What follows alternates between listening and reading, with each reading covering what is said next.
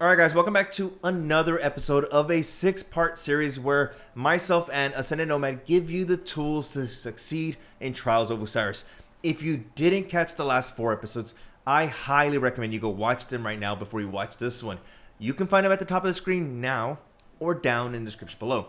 But seriously, you guys are missing out on some really good tips and guides which are going to help you tremendously in Trials. So go check them out beforehand, right? So today's video, we're going to be talking about team composition, which for those of you who have been playing with the same group of friends for the past few seasons, your team composition is going to be much better than others. Much better than the person who just met, Joe Schmo the last couple days and they've been running together. If you've been playing together for the past few seasons, your team composition is going to be amazing. So how does team composition work in the realm of Destiny PvP? You have players who play extremely well when they're side by side with their teammates, who complement their playstyle. We've all seen those type of teams. They're the teammates who, when you match against them, it seems like every single move is coordinated and planned. That is a team that is very well balanced, that has so much chemistry, that has a lot of team composition together. Now, take a look like this, right? See it in my perspective. It's like a 3-legged foot race. The group of people who can work together as one will always be better than the team that depends on individual talents. I know, sounds corny, but it's true. And guys, I've seen my fair share of 3-legged foot races. Now, let's get to the topic at hand. Building that team chemistry. And no, you don't need multiple seasons or endless hours in PvP to hone those skills. It helps, but there are methods out there to help speed up that process, help build that team composition. So getting into it, number 1. And this one's huge for those players out there. This one actually, it points to me too, guys. I'm out there and I do this a lot. Number 1, stop playing as an individual. We all have individual talent, but talent can only get you so far. Relying on your talent alone and not your teammates, it's going to cause you to lose. It's going to cause you to make stupid decisions and think, oh, I can handle this, and you're going to die. Especially in a game mode like Elimination where lives matter, you're going to lose. When it comes to clutching up a 1v3, this is where your individual skill is going to shine. But until then, you need to work as a team. Just like a 3-legged foot race, going flawless is the ultimate goal for you and your team. You and your teammates share that same goal, so stop playing as an individual. Number 2 is going to be understanding your team characteristics. When I mean characteristics, I mean beyond our loadouts. The way a team plays, the way an individual plays. Does your friend like to flank? Is he going to flank and leave you hanging? Or are they more passive? Are they going to take some damage and they're going to slow down a bit and wait for their health to regen? These are things you need to understand and take into account before any of these games start, because the last thing you want is to be on game 7 and be like, dude, why did you pizza when we French fried? You know what I mean? Like, you need to be on the same page, because these are the same Guardians that you're going to be running 9 games in a row with, and possibly the entire season.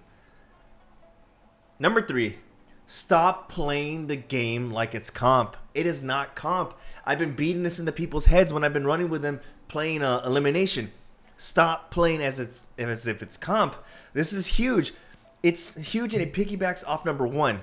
Unless you've been practicing and running matches in the Elimination game mode, you're going to load into week 1. I promise you're going to load into week 1 and play like if you're in the normal survival freelance playlist, thus resulting in you playing without a single life mindset.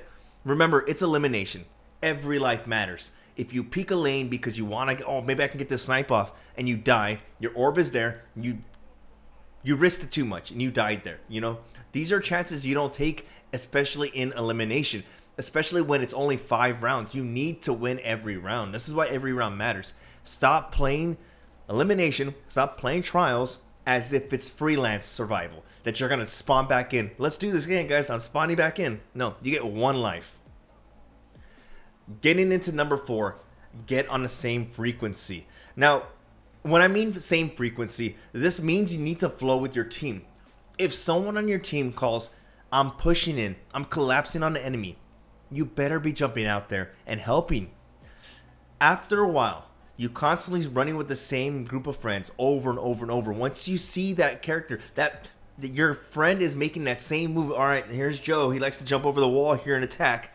Once you start noticing this and you start, listening to their callouts, you're going to be doing this instinctively. You're going to be jumping out there. You will get in a rhythm and that same frequency to where their callout is just a reminder. You hear it in the background because your movements will all be based off of instinct. So get on the same frequency as your entire team.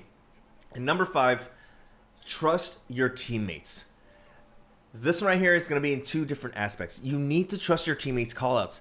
If someone makes a call and says, don't push, they're hard scoping that lane, you need to trust in that call out right there. They have no reason to lie to you. Their end game is the same as yours. They just want to go flawless.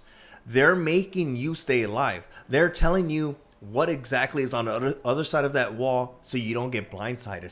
On that note, if your teammate is the last one alive, and you see them making plays, trying to find an opening, going left, going right, going left, jumping up, trying to avoid any shots, then let them play.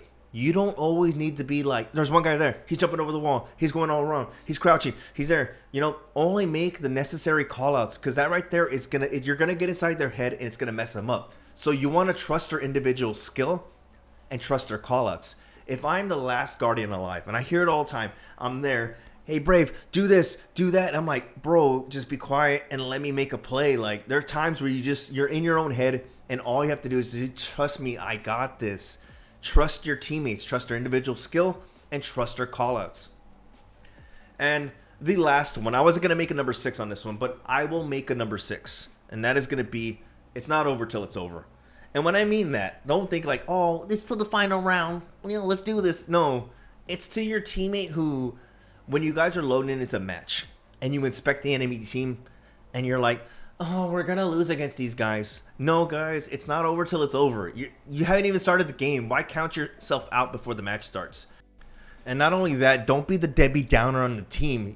Everybody has that negative player. I've seen a bunch of streams.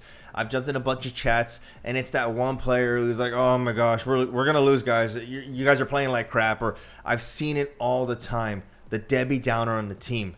Don't be the negative guy in the team. That's the first thing that'll ruin any team chemistry. That's the first thing that'll ruin any team composition.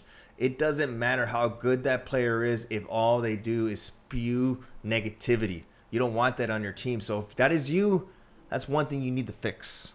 Also, you need to play every round with a positive mindset. You can drop a round here or there. If it goes to 4-3, 4-1, oh man, it's 4-1, they're going to get supers. You can still win the game. Just change up your playstyle a bit. Change the way you've been approaching that match. It's not over till it's over, guys. Hopefully you guys enjoyed the video. Remember, do me a huge favor. If you're watching this on Ascendant Nomad's channel, by all means, head over to my channel, drop a sub if you like my content. If you're watching this on my channel, the BRAVExHERO channel, you guys are awesome. But seriously, if you guys are watching this on my channel, head over to Ascendant Nomad's channel. And if you like his content, remember, the last couple episodes have been me and an Ascendant Nomad. If you guys like his content, go drop a sub. The guy's awesome, man. I played a couple games with him in Trials. That dude's a beast. Other than that, you guys are awesome, and I'll see you in the next video.